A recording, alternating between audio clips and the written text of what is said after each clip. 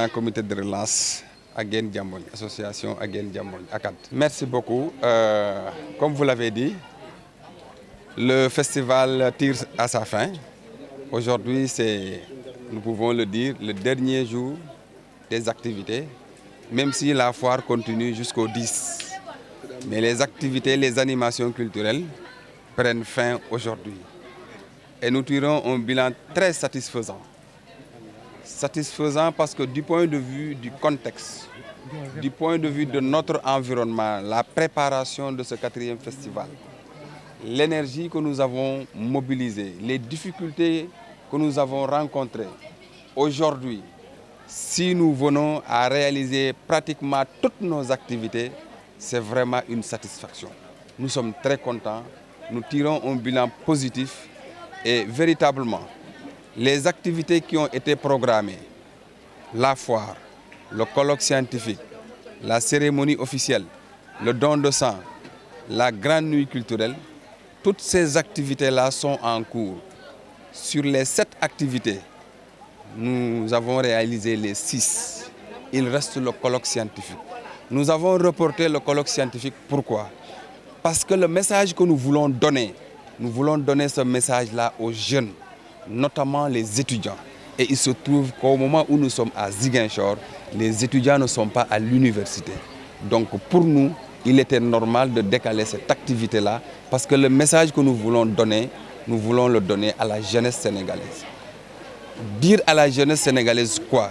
Leur dire que la parenté entre Serer et Diola est une réalité.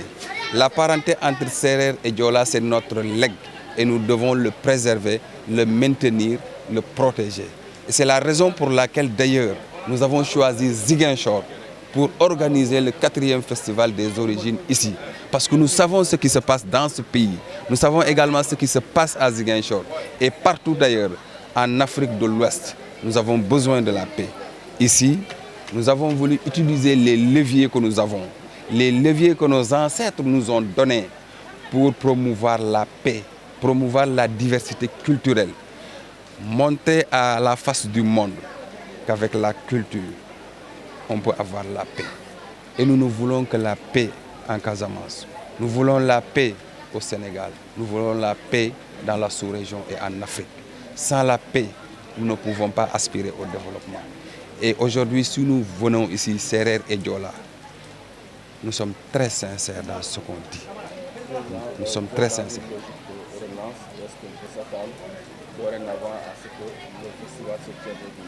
Maintenant, je peux vous dire que maintenant c'est officiel. Parce que les 2 communautés l'ont demandé et l'ont obtenu. C'est pourquoi d'ailleurs nous avions eu cet engagement, ce courage et cette énergie. Parce que nous avions vu que c'était un besoin des 2 communautés. Nous nous sommes engagés. C'était difficile. Mais Dieu merci, nous avons réussi. Et c'est pour donc vous dire qu'à partir de ce 4e festival-là, l'association Agen est définitivement relancée. Maintenant, l'erreur que nos ancêtres avaient commise, entre guillemets, de ne pas donner l'opportunité aux jeunes d'intégrer l'association, cette erreur-là, on fera tout pour l'éviter. Parce que chaque génération fait ce qu'il a à faire et passe la main aux autres générations. C'est pourquoi nous lançons un appel à la jeunesse de venir s'impliquer dans cette association-là. C'est la jeunesse qui assurera la relève. Après ce que nous avons à faire, nous allons passer, comme les ancêtres l'ont fait, le flambeau à la jeunesse. Et c'est pourquoi nous disons que ça, c'est pour la jeunesse. Et c'est pourquoi nous voulions nous adresser à la jeunesse pour leur dire le sens de la culture, le sens de notre combat. Pourquoi nous sommes là, pourquoi nous voulons la paix. Et les ressorts dont on dispose nous permettent véritablement de chercher la paix. Vous savez que ce n'est pas évident. Depuis hier et aujourd'hui, vous comprenez tout ce qui se passe dans ce pays. Mais néanmoins, nous sommes là. Et depuis que nous sommes là, on n'a eu aucun problème. On n'a eu aucun problème parce qu'ici, c'est chez nous. Nous faisons ce que nous voulons. Nous sommes Serer, c'est notre pays. Nous sommes Diola, c'est notre pays. C'est pourquoi on n'a pas du tout été inquiétés et on n'a pas eu d'inquiétude. Parce que nous savons que c'est nous dans nous. Et c'est ça que nous voulons promouvoir. jërëjëf bilan bi vraiment bilan mbégte la bilan satisfaction ndax boo gisee niñ préparé 4e festival bi difficulté yi ñu doon jàng. Mari Mané Diédhiou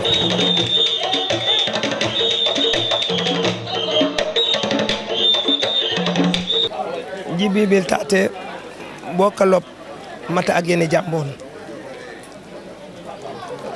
botelop mata agene jambon parce que agene jambon wax ji mo sie di lo bolop to wax jahin parce que di mamat premier festival bo mu ñe yu nak jikan ko parce que simir son sem agene jambon ana jamut yo kabu kone ekeket kabu kone ebajut way ji mo xinkil di jon bo jikan relance pour kajom di je xason agene jambon eketut pio mo pio panji ton yo ban mi ñe jito yito pour simit siluba eserere de nga festival président simit siluba e jolay de nga présidentiel parce que moji commencé mi ñe bonji commencé bonji lañen ji lañ bu sol nji lañen ji kam yo ji fañe parce que pio ana agene jambon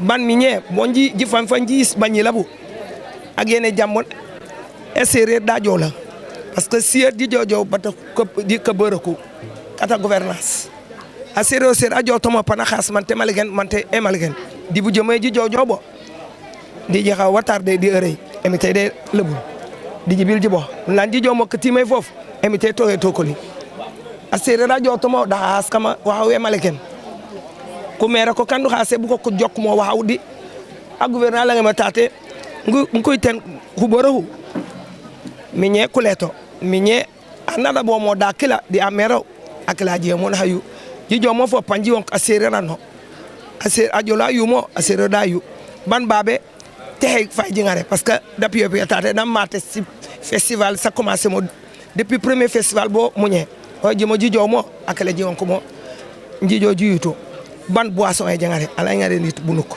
yu mo fon diji law atemit ak yene jambon nako ma malegen emité état may debat ko soumay ban siyet ano ando juju rek agene jambon di ko ñup nkuyu emité de lolu kon ana khas mo digënté aséré da jola da joxe jak ana fagnit mo nak ak la xasse way ji mo di law ban après wax la lob mo di université sim jatamet bo ñi fokk ñi jowjo ñi yobo parce que nanku keken do ndanku joko mo Dakar ajola da serer nje di jene Thiès di bata Cheikh Kandé njojul di ko ban danjilo moji bu ko fof ka sumay ko bele o jumo di law bañi la bata miñe nku xason ajola awr tajuk khasim kata serer wayu tajuk ku khasim kata ajola yo il faut njila ñen ji lob yo bañi la bu pe nku jam yo assalam merci